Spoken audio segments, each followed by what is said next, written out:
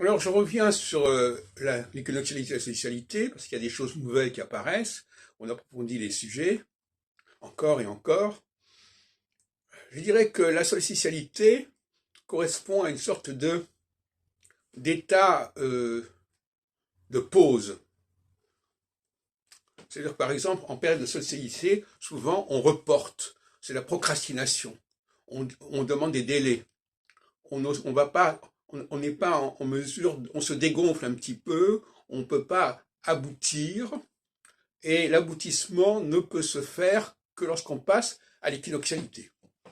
Donc l'équinoxialité, en fin de compte, c'est le déblocage. À ce moment-là, ce qui était bloqué en phase solsticiale se débloque. Donc on sait déjà ce qui va se passer en équinoxialité, c'est-à-dire que c'est le déblocage de ce qui a été retardé en phase solsticiale. C'est comme ça qu'il faut voir les choses.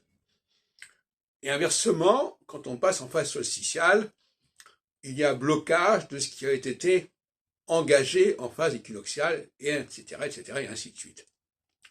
Ça me paraît extrêmement utile comme concept parce que ça peut s'appliquer à des situations les plus diverses.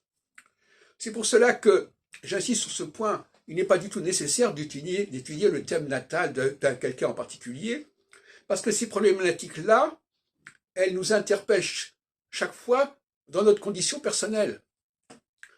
Donc finalement, les réponses que nous aurons, les répercussions qui se produiront, elles dépendront de notre vie à nous.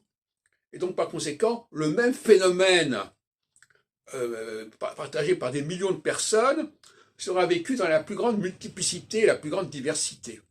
D'où l'inanité de dresser le thème natal, le fait de dire que les gens sont statistiquement engagés dans le même processus à un même moment n'a rien d'extraordinaire.